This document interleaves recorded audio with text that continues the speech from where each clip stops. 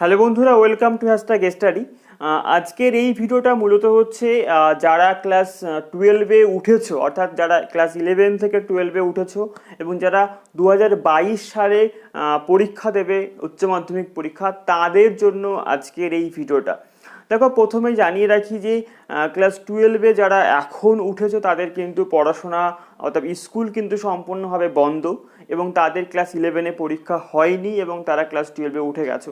ইতিমধ্যেই কিন্তু 12-এর সমস্ত ছেলেমেয়েরা হয়তো বই কিনে নিয়েছো এবং তারা বাড়ি বসে হয়তো পড়াশোনা শুরু করেছো। অনেকে হয়তো অনলাইন ক্লাস করছো। তো দেখো, যারা এখনো পর্যন্ত পড়া শুরু করে দিয়েছে তারা তো ভীষণ ভালো বা ভীষণ এগিয়ে, তারা অ্যাডভান্স। কিন্তু যারা এখনো পড়া শুরু করে দেওনি তাদেরকে বলবো অবশ্যই পড়া শুরু করো। তার কারণ পরিস্থিতি কিন্তু সব দিন একরকম থাকবে না, পরিবর্তন হবে। তোমার কিন্তু পরীক্ষা দিতে হবে, অর্থাৎ তোমাকে প্রিপারেশন নিতে হবে, তোমাকে পড়তে হবে। তো আজ আমরা এই ভিডিওর মধ্যে তোমাদের সঙ্গে একটা বাংলা ক্লাস 12-এর বাংলা বিষয়ের একটা কবিতা তোমাদের সঙ্গে শেয়ার করব এবং তার থেকে গুরুত্বপূর্ণ প্রশ্ন, তার থেকে তার একদম গুরুত্বপূর্ণ আলোচনা, বিষয়বস্তু সবটা নিয়ে হাজির হব তোমাদের সঙ্গে। ভিডিওটা সম্পূর্ণ দেখো, একদম শেষ পর্যন্ত দেখো, প্রত্যেকটা কথা মনোযোগ সহকারে শোনো, ভীষণ কাজে লাগবে। আমরা চেষ্টা করছি আগামী দিনে এইভাবে তোমাদের সঙ্গে এগিয়ে যেতে, তোমাদের পাশে থাকতে। দেখো, আজ তোমাদের সঙ্গে আমি মূলত আলোচনা করব হচ্ছে ক্লাস 12-এর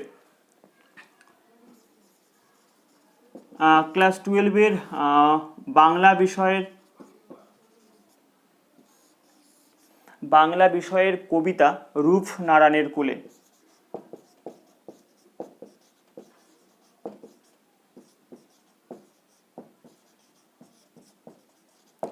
রূপ নারায়ণের কুলে, এই কবিতাটা তোমাদের সঙ্গে আলোচনা করব। এটাকে লিখেছেন রবীন্দ্রনাথ।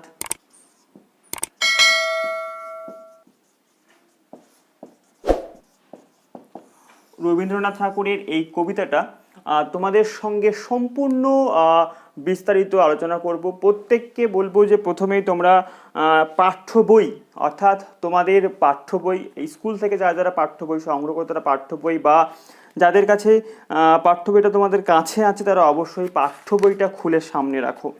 সামনে রাখার পরেই দেখো, বাংলা বইতে এই যে রূপনারায়ণের কুলে যে কবিতাটা, এটা তোমাদের সঙ্গে আমি আলোচনা করব। এর থেকে গুরুত্বপূর্ণ কথা, গুরুত্বপূর্ণ প্রশ্ন কি হতে পারে, সবটা নিয়ে আলোচনা করব এই ভিডিওতে। আমি প্রত্যেককে বলবো ভিডিওটা সম্পূর্ণ দেখার জন্য। দেখো, এই যে কবিতাটা, এটা লিখেছেন হচ্ছে রবীন্দ্রনাথ ঠাকুর। এই যে কবিতাটা, এটা প্রকাশিত, দেখো এর মূল কাব্যগ্রন্থের নাম হচ্ছে শেষ লেখা।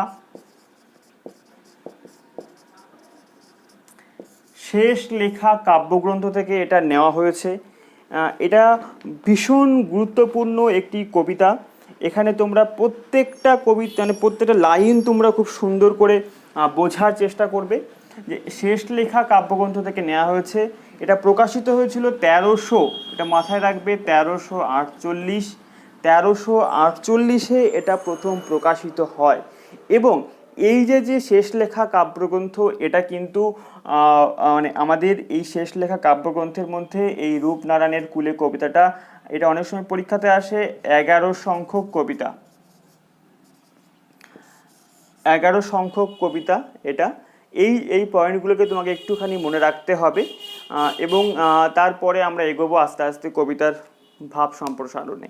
দেখো, তোমাদেরকে বলি যে আমাদের এই যে কবিতা ঠাকুর যখন লিখছেন তখন একদম জীবনের শেষ পর্যায়ে গিয়ে ঠাকুর এটাকে লিখছেন।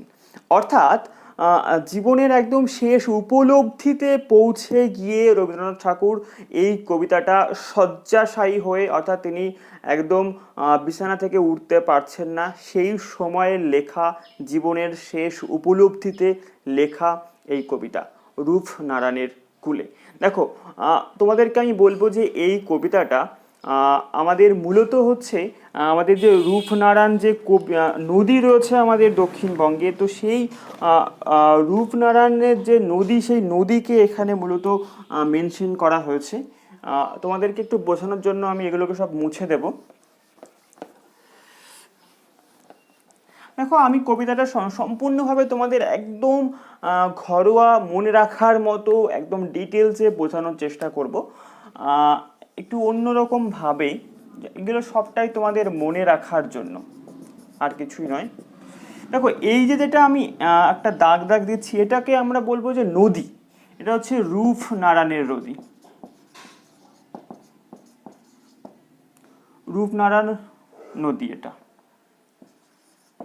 দেখো বলবো যে এই যে যে কিনারা বা তীর, এটাকে আমরা বলছি যে জীবনের শেষ লগ্ন। আমাদের জীবনের অনেকটা রাস্তা আমাদের পার করে এসে জীবনের শেষ রাস্তা, এখানে আমাদের জীবনের শেষ রাস্তা রয়েছে এবং এরপরে আমাদের জীবনের সমাপ্তি ঘটছে। তো যখন জীবনের শেষ লগ্নে ঠাকুর বা রবি ঠাকুর এসে পৌঁছেছেন, তখন কবির এই উপলব্ধি হচ্ছে, এটাকে আমরা বলছি জীবন। এই যে যে জীবনের রাস্তা, এটাকে আমরা বলছি হয়তো আমাদের জন্ম। এই জন্ম থেকে যে জীবনের যে রাস্তা, দীর্ঘ সময়, এই সময়টার মধ্যে কবির যে বাস্তব উপলব্ধি এবং সেই অর্থাৎ এই যে জীবনের উপলব্ধির সঙ্গে শেষ লগ্নে এসে যে উপলব্ধি কবি পেয়েছেন, তো সেই উপলব্ধি সম্পর্কে তোমাদের সঙ্গে আলোচনা করব। কবিতাটার মাহাত্ম্য কিন্তু এখানেই লুকিয়ে রয়েছে। দেখো প্রত্যেকে বলবো যে একটুখানি লাইনগুলোকে ফলো করবে, প্রত্যেকে পাঠ্য বইটা খুলে রাখবে সামনে। দেখো একদম প্রথম লাইনে বলছে, রূপ নারায়ণের কুলে জেগে উঠিলাম, জানিলাম এ জগৎ স্বপ্ন নয়। খুব সুন্দর একটা লাইন, যে কি বলছে যে রূপ নারায়ণের কুলে, তো জীবনে আমি কি বললাম, এটা জীবনের শেষ পয়েন্ট বা শেষ লগ্ন, যেখানে এরপরে জীবনটা শেষ। তো বলছে যে জীবনের শেষ লগ্নে আমি জেগে উঠিলাম, অর্থাৎ জীবনের রূপনারায়ণের কুলে জেগে উঠিলাম, অর্থাৎ জীবনের শেষ লগ্নে আমি জেগে উঠিলাম, অর্থাৎ আমার চেতনা বোধের জন্ম হলো। এতদিনও আমার চেতনা ছিল, তবে এই চেতনার সঙ্গে এই চেতনার একটা পার্থক্য কবি এখানে করেছেন। তো বলছেন যে জীবনের শেষ লগ্নে বা শেষ সময়ে আমার চেতনা হলো, কি হলো, যে এই যে যে জীবনটা, এই জীবনটা কখনোই স্বপ্ন নয়, এটা বাস্তব। অর্থাৎ জীবনে যা কিছু সেটা স্বপ্ন দিয়ে বা স্বপ্নের মধ্যে দিয়ে কোনো কিছু সমাপ্ত হতে পারে না, স্বপ্ন নয়, এটা বাস্তব। এরপরে বলছে, রক্তের অক্ষরে দেখিলাম আপনার রূপ। রক্তের অক্ষরে, রক্তাক্তের মধ্যে কবি নিজেকে খুঁজে পেয়েছেন। একই সঙ্গে চিনিলাম আপনারে আঘাতে আঘাতে বেদনায় বেদনায়। অর্থাৎ এই যে যে জীবন, এই জীবনের মধ্যে আমরা প্রত্যেকটা মানুষই কিন্তু উপলব্ধি করতে পারি, এখানে প্রচুর আঘাত আসে, বেদনা আসে, দুঃখ আসে, সমস্ত কিছু কিন্তু মিলিয়ে আমাদের জীবনটা গড়ে উঠেছে। আমাদের যে জীবনের দীর্ঘ সময়, সেই সময়টা কিন্তু আঘাত, বেদনা, দুঃখ, যন্ত্রণা, কষ্ট সবটা নিয়ে, সুখ দুঃখ সবটা নিয়ে আমাদের জীবনটা তৈরি হয়েছে। তো কবি বলছেন যে আমি আপনাকে, নিজেকে চিনতে পেরেছি, সব থেকে ভালো নিজেকে চিনতে পেরেছি কখন, যখন দুঃখ, কষ্ট, যন্ত্রণার মধ্যে দিয়ে আমার জীবন বয়ে গেছে। অর্থাৎ কবি কিন্তু তার ব্যক্তিগত জীবনে প্রচুর দুঃখ পেয়েছেন, তার সন্তানদের হারিয়েছেন, তার প্রেয়সী বা প্রিয় মানুষ বউ ঠাকুরানীকে হারিয়েছেন, তার সন্তানেরা তাকে ছেড়ে চলে গেছে, অর্থাৎ প্রত্যেকটা মানে প্রচুর মৃত্যু দেখেছেন, প্রচুর খারাপ সময় দেখেছেন, প্রচুর দেশের খারাপ সময় দেখেছেন, অর্থাৎ প্রচুর কিছু তিনি উপলব্ধি করেছেন সামনে থেকে। তাই তিনি বলছেন যে আমি আমাকে চিনতে পেরেছি, আমার ক্ষমতাকে চিনতে পেরেছি, আমার যে ক্ষমতা রয়েছে সেই ক্ষমতাকে আমি দেখতে পেয়েছি যখন আমি আঘাত, বেদনা, দুঃখ, যন্ত্রণার মধ্যে দিয়ে এগিয়ে গেছি। রক্তাক্তের মধ্যে আমি নিজের রূপকে যেন খুঁজে পেয়েছি। বুঝা গেছে? এবার আসবো পরের লাইনে।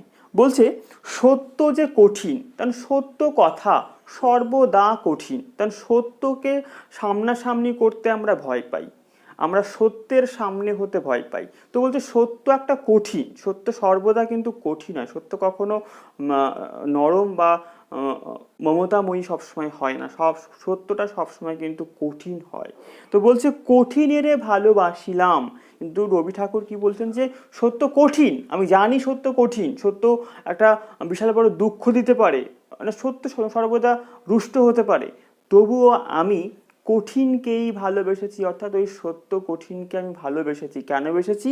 তার কারণ সে কখনো করে না বঞ্চনা, সে কখনো করে না বঞ্চনা। অর্থাৎ সত্য কঠিন, কিন্তু এই কঠিন আমাকে কখনো বঞ্চনা করবে না, আমার সঙ্গে কখনো ছলনা করবে না, সর্বদা কঠিন তার বাস্তব রূপটাকেই প্রকাশিত করবে, সে কখনো ছলনা করবে না। যেমন মিথ্যা বলে আমরা ছলনার শিকার হতে পারি, কিন্তু সত্যের সামনে দাঁড়ালে কিন্তু ছলনার শিকার হতে পারি না।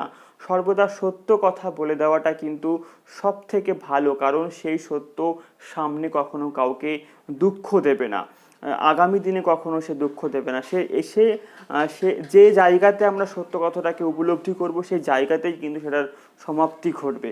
অর্থাৎ সত্য কখনো কাউকে বঞ্চনা করে না। তাই কবি সর্বদা চেয়েছেন সত্যকেই ভালোবেসে যেতে, অর্থাৎ কঠিনকেই ভালোবেসে যেতে। এবার বলছে, আমৃত্যু দুঃখের তপস্যা এ জীবন, আমৃত্যু দুঃখের তপস্যা এ জীবন। অর্থাৎ এই জীবন থেকে মৃত্যু পর্যন্ত কবি সর্বদা কি করেছেন? দুঃখের তপস্যা করেছেন। আমৃত্যু দুঃখের তপস্যা এ জীবন, অর্থাৎ এই জীবনের প্রত্যেকটা পর্বে, প্রত্যেকটা সময় কবি দুঃখকেই বয়ে নিয়ে গেছেন, দুঃখের মধ্যে দিয়ে জীবনকে এগিয়ে নিয়ে গেছেন।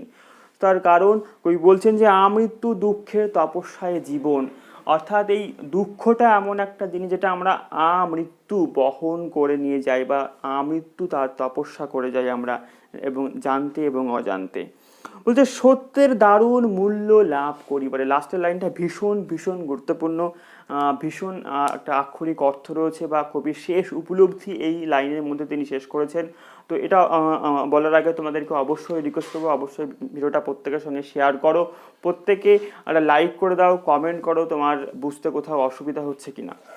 দেখো বলছে যে সত্যের দারুণ মূল্য লাভ করিবারে, অর্থাৎ এই যে সত্যকে ভালোবেসেছি, সত্যকে সর্বদা এগিয়ে নিয়ে গেছি, সত্যকে সর্বদা নিজের জীবনের সঙ্গে মিলিয়ে দিয়েছি, এই সত্যের যে দারুণ একটা মূল্য আছে, সেই মূল্যকে লাভ করার জন্য কি করেছি? মৃত্যুতে সকল দেনা শোধ করে দিতে, মৃত্যুতে সকল দেনা শোধ করে দিতে, সত্যের দারুণ মূল্য লাভ করিবারে, জীবনের যে সত্য, সেই সত্যকে বহন করে নিয়ে যাওয়ার যে মূল্য, অর্থাৎ জীবনে যা কিছু আমরা পেয়েছি, যা কিছু মূল্য আমরা লাভ করেছি সত্যকে বহন করে নিয়ে গিয়ে এগিয়ে নিয়ে গিয়ে, এবং তার সঙ্গে কবি এখানে বলছেন যে মৃত্যুতে সকল দেনা শোধ করে দিতে। অর্থাৎ এই যে আমরা জীবনের শেষ পয়েন্টে এসে দাঁড়িয়েছি, যেখানে আমাদের জীবনের শেষ পরিণতি ঘটবে, কারণ আমরা জানি যে জন্ম হলে মৃত্যু হবে, অর্থাৎ এই মৃত্যু হতে যে দীর্ঘ সময় বয়ে নিয়ে গেছে আমাদের জীবনে, সেই জীবনের যে আমাদের অর্জন, যা কিছু আমাদের জীবনের যা কিছু অর্জন, যা সমস্ত কিন্তু এই মৃত্যুর পরবর্তী সময়ে তার পরিসমাপ্তি ঘটবে। অর্থাৎ আমি যা কিছু পৃথিবীতে অর্জন করেছি, যা কিছু পৃথিবীর কাছ থেকে আমি সংগ্রহ করেছি, সবটাই কিন্তু আমাকে রেখে যেতে হবে পৃথিবীর কাছেই। অর্থাৎ মৃত্যুতে সকল দেনা শোধ করে দিতে। দেখো মৃত্যুর পরে কিন্তু আমাদের দেনা, অর্থাৎ আমরা যা কিছু পৃথিবীর কাছে ঋণ, যা কিছু পৃথিবী থেকে সংগ্রহ করেছি আর নিজের আপন বলে মনে করেছিলাম, সবটাই কিন্তু এই মৃত্যুর মধ্যে দিয়ে আমাকে শোধ করতে হবে। তাই কবি এখানে বলছেন যে মৃত্যুতে দেনা শোধ করে দিতে, মৃত্যুতে সকল দেনা শোধ করে দিতে, অর্থাৎ মৃত্যুর মধ্যে দিয়ে আমি যতটুকু সম্ভব আমার সমস্ত অর্জন পৃথিবীর কাছে রেখে যেতে চাই, পৃথিবীর কাছে আমার দেনাকে শোধ করার একটা প্রচেষ্টা করে যেতে চাই। অর্থাৎ আমি জানি যে পৃথিবীর কাছে আমি অনেক ঋণী, আমি জানি না আমার ঋণ শোধ হবার নয়, আমি জানি আমার ঋণ শোধ হবার নয়, তবে এইটুকু সামান্য প্রয়াসে হয়তো আমার জীবনের সব দেনা শোধ হবে না, তবুও মৃত্যুর মধ্যে দিয়ে আমি আমার দেনা শোধ করার চেষ্টা করে যাই। তো এই যে কবির উপলব্ধি, একদম প্রত্যেকটা লাইনের মধ্যে দিয়ে কবিতার লাস্ট জীবনের উপলব্ধিকে তিনি ব্যক্ত করতে চেয়েছেন বারে বারে। তো সেই কবিতা কিন্তু রূপনারায়ণের কূলে, ভীষণ ভালো একটা কবিতা, প্রত্যেকে বারবার করে শোনো এবং কবিতার লাইনগুলোকে একবার করে পড়ো, দেখো ভীষণ সুন্দরভাবে তুমি বুঝতে পারবে এই কবিতাটা, এর ভাবার্থটা তুমি বুঝে নাও, তারপরেই এখান থেকে প্রশ্ন তোমাকে লিখতে হবে। দেখো এই কবিতা তোমাদের সঙ্গে আমি আলোচনা করলাম, আশা করছি তোমরা প্রত্যেকে বুঝতে পারলে, না বুঝতে পারলে অবশ্যই কমেন্ট করবে, কোন লাইনটা বোঝনি সেই লাইনটা কমেন্ট করবে, আমি পরবর্তীতে ইনকোয়ারি ভিডিওতে অবশ্যই তোমাদের সেই লাইনটা সম্পর্কে আবার আলোচনা করে দেবো। তো দেখো আজ তোমাদের সঙ্গে এই কবিতা থেকে কোন কোন লাইনগুলো ভীষণ ইম্পর্টেন্ট বা কোন কোন প্রশ্নগুলো এখান থেকে ভীষণ ইম্পর্টেন্ট সবটা তোমাদের সঙ্গে আলোচনা করব একই সঙ্গে এই একই ভিডিওর মধ্যে দিয়ে। দেখো মূলত হচ্ছে এখানে জানিলাম এই জগৎ স্বপ্ন নয়, ভীষণ ভালো একটা লাইন, এই লাইনটা দিয়ে প্রশ্ন হতে পারে। হতে পারে সত্য যে কঠিন, এই লাইনটা দিয়ে প্রশ্ন হতে পারে। হতে পারে আমৃত্যু দুঃখের তপস্যা এ জীবন, হতে পারে এই লাইনটা দিয়ে প্রশ্ন। তার সঙ্গে হতে পারে মৃত্যুতে সকল দেনা শোধ করে দিতে, এই লাইনটা দিয়েও কিন্তু প্রশ্ন হতে পারে। এছাড়াও বেশ কিছু প্রশ্ন তোমাদেরকে একটুখানি লিখে নিতে বলবো, সেটা হচ্ছে রূপনারায়ণের কুলে জেগে উঠিলাম, রূপনারায়ণ বলতে কি বোঝানো হয়েছে, এখানে কবি কিভাবে জেগে উঠেছিলেন, তার উপলব্ধি কী ছিল। তারপরে প্রশ্ন হতে পারে সত্য যে কঠিন, কবি তার জীবনে এই উপলব্ধি কিভাবে এনেছেন বা কিভাবে তিনি এই উপলব্ধিতে পৌঁছেছেন, সেটা তুমি আলোচনা করো কবিতা অবলম্বনে। সে কখনো করে না বঞ্চনা, সে কখনো বঞ্চনা করে না, সে কে।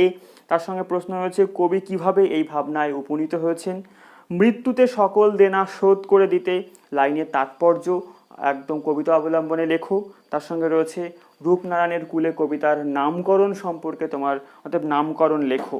অর্থাৎ এই করা প্রশ্ন কিন্তু এখান থেকে ভীষণ ইম্পর্টেন্ট, অবশ্যই তোমরা করবে।